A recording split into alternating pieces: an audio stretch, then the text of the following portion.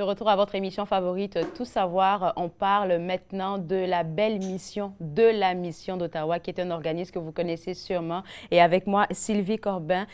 Sylvie, il y a tellement de choses que j'ai envie qu'on discute et on en parlait avant l'émission. On a une belle discussion et je veux tout de suite commencer avec les différentes missions que vous avez. Oui. Déjà, dans mon esprit, là, c'était juste que vous essayez de donner cette sécurité alimentaire aux gens qui sont dans le besoin, mais la mission d'Ottawa va plus loin que ça. Absolument.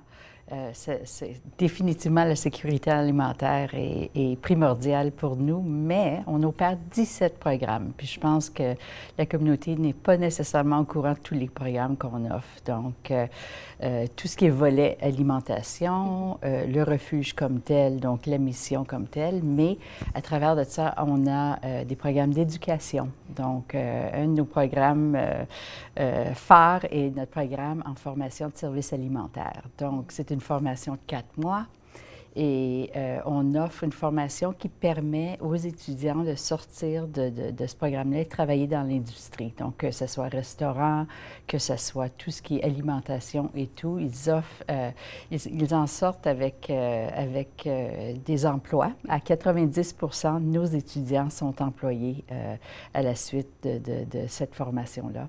On offre une formation au niveau éducation pour finir le secondaire ou acquérir des nouvelles connaissances. On a beaucoup de nouveaux arrivants, donc tout ce qui est apprendre la langue, que ce soit l'anglais ou le français, de ce côté-là. Donc, puis je peux vous parler de tous les programmes, donc on en a 17 et tout. Donc, on va creuser pour les programmes un peu plus tard, mais la première mission que j'ai pu voir, que j'ai voulu qu'on discute, c'est que vous aidez les personnes en situation d'itinérance et de pauvreté qui sont prêtes. J'ai bien aimé comment c'est écrit, qui sont prêtes à changer leur vie. Oui. Parce qu'il faut aussi une certaine volonté pour passer d'une situation à une autre. Il faut au moins aspirer à ça. Absolument. On peut pas forcer les gens à changer. Au départ, c'est une comme le programme en formation alimentaire, pour revenir vraiment rapidement, on dit la seule demande qu'on fait de nos étudiants, c'est une volonté de changer leur vie pour un avenir un peu meilleur, finalement. Donc, on n'amène pas les gens de force, on amène les gens lorsqu'ils le veulent, lorsqu'ils veulent accepter de l'aide. Il faut vraiment être à ce point-là pour venir dans nos programmes, finalement, parce qu'on ne peut pas le forcer. C'est aussi simple que ça. C'est tellement bien dit. Et puis, autre chose que tu as dit avant qu'on ne passe en ondes, qui est venu me chercher, c'est que, et puis je pense que beaucoup de personnes pensent comme ça, que les personnes en itinérance qu'on voit, qu'on a l'habitude de voir dans nos rues, on pense automatiquement que c'est parce qu'elles ont des dépendances qu'elles sont dans les rues. Oui. Et là, tu m'as dit, non, non, non, non, il y a vraiment une différence à faire.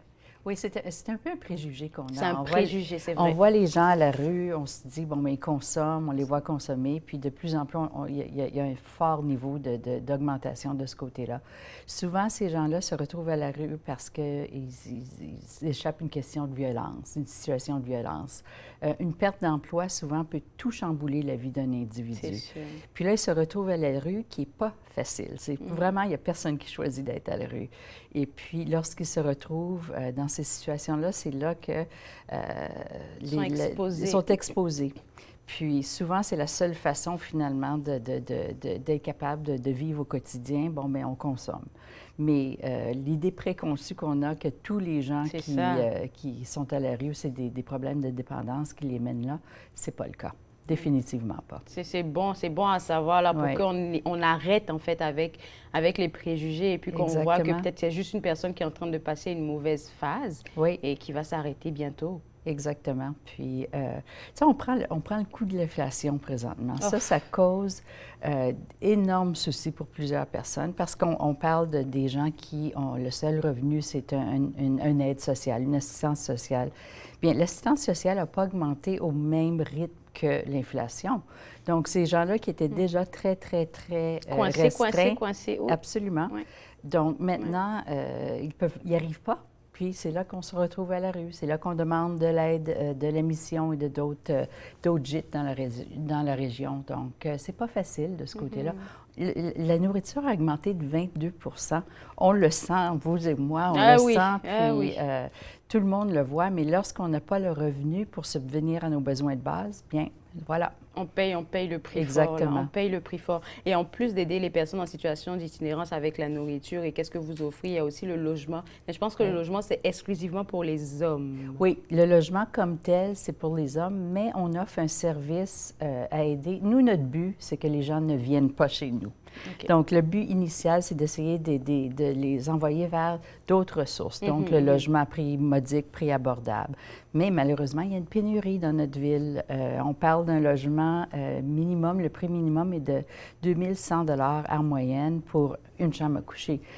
Peu de gens peuvent se payer ça. Puis encore moins ceux qui n'ont pas d'emploi, encore ceux qui comptent sur une assistance. Donc, de ce côté-là, mais on aide les gens à aller chercher un logement ailleurs que chez nous. Ça, c'est le but principal. Donc, on leur offre tous les programmes disponibles dans la ville de ce côté-là.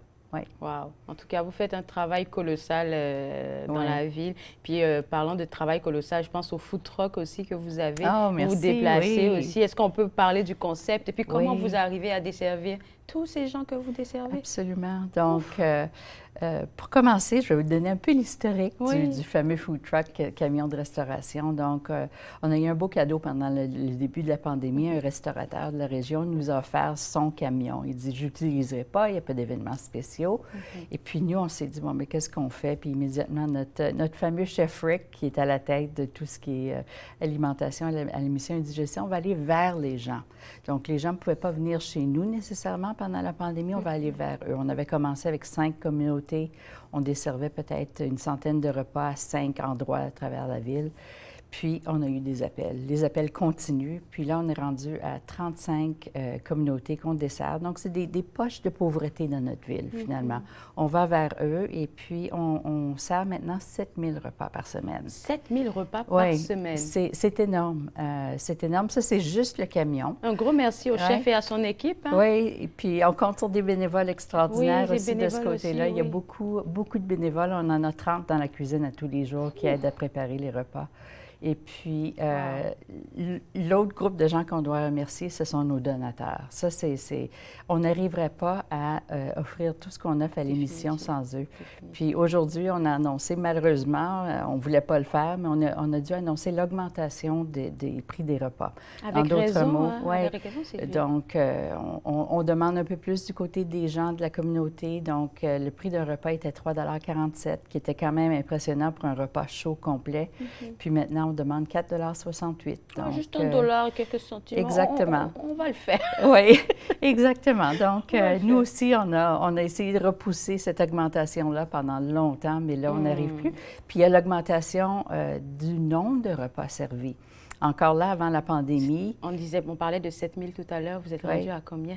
Bien, avant la pandémie, partout, c'était environ 1 demi-million de repas par année. Et maintenant, c'est au-dessus d'1 million. Donc, c'est du double dans 3 ans. Donc, encore là, c'est là qu'on est obligé de se tourner vers la communauté. Notre budget, à 60 % est financé à même les dons qu'on reçoit. C'est énorme.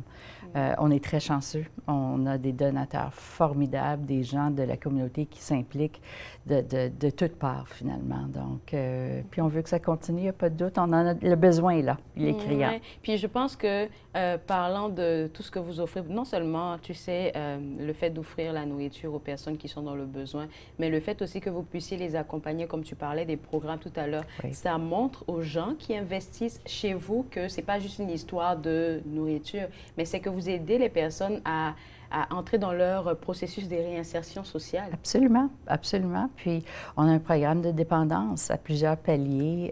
On offre les gens qui veulent explorer, bon, mais qu'est-ce que c'est? Est-ce que je peux commencer à penser à s'œuvrer, finalement? Donc, on offre plusieurs paliers de programmes de dépendance et un programme de dépendance résidentielle. Oui, on opère ça aussi. Donc, nous, notre but, c'est toujours d'amener les gens à s'en sortir. Donc, on veut offrir tout ce qu'on peut de ce côté-là pour que les gens ne retournent pas à la rue, finalement. C'est vraiment ça. Est-ce tu aurais des histoires ou une histoire impactante de chez vous? Oui. Quelqu'un qui est passé à la mission et qui aujourd'hui est devenu une nouvelle personne? Oui, absolument. Moi, je parle souvent de notre programme de formation alimentaire parce que ça mène à un emploi. Surtout que les restaurants sont dans le besoin en ce moment. Absolument. Pénurie partout, là. Puis la réputation du programme à travers tous les restaurants est extraordinaire. On donne la formation qu'eux cherchent, finalement. Donc, on a un jeune homme qui est venu nous voir. Il est arrivé au Canada en décembre dernier, donc ça fait pas longtemps. Le pauvre, il est en plein hiver. Et du Rwanda. Oh, donc, mon Dieu! Lui a décidé de venir ici et tout de suite, il a entendu parler du programme, s'est tourné vers nous.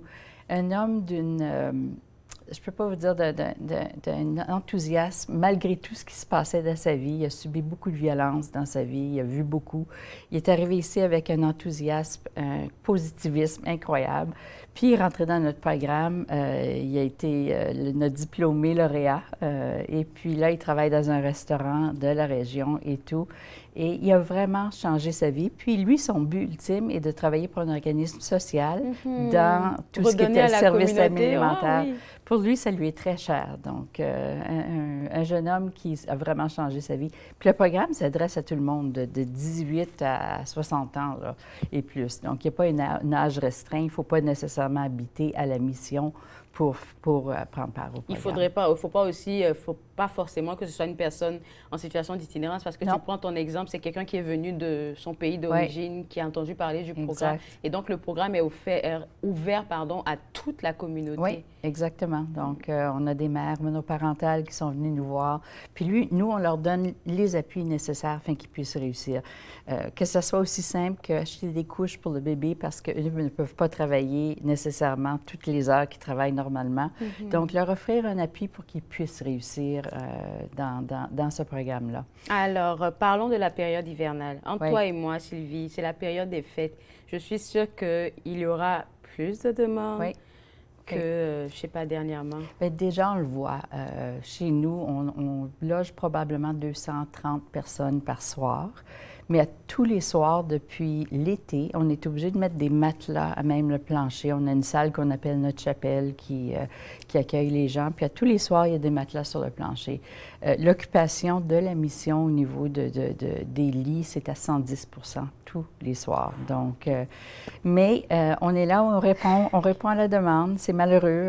Vous pouvez rentrer à 2 heures du matin, voir la salle d'attente, puis plusieurs gens sont assis dans les chaises et malheureusement passent la nuit assis. Donc, et on travaille beaucoup de pair avec tous les autres organisations à travers la ville d'Ottawa. Donc, que ce soit les Bergers de l'Espoir, l'Armée du Salut et encore plus. Donc, merci beaucoup pour tout le travail, là. Écoute, sincèrement, je pense que les gens doivent se rappeler de tout ce que vous faites. On a tendance à oublier, mais vous faites un travail extraordinaire. Merci. On va inviter les gens à visiter le site web. Et puis, comme je te le demandais, si possible, t'avoir vers la période des fêtes, pour rappeler aux gens que c'est le moment de donner un tout petit sou là pour vous aider. Merci encore, Sylvie. Merci beaucoup, et pour vous autres à la maison, www.ottawamission.com, c'est le site web à visiter pour faire un don, peu importe le montant, même si c'est un 10 $, un 15 $, ça peut aider, ça peut offrir des repas à quelqu'un. Alors, si vous y pensez et que vous voulez faire des dons pour la fin d'année, c'est le site web à visiter, www.ottawamission.com. On va prendre une pause et juste après la pause, on va parler de bougies érotiques. Vous regardez Tout savoir.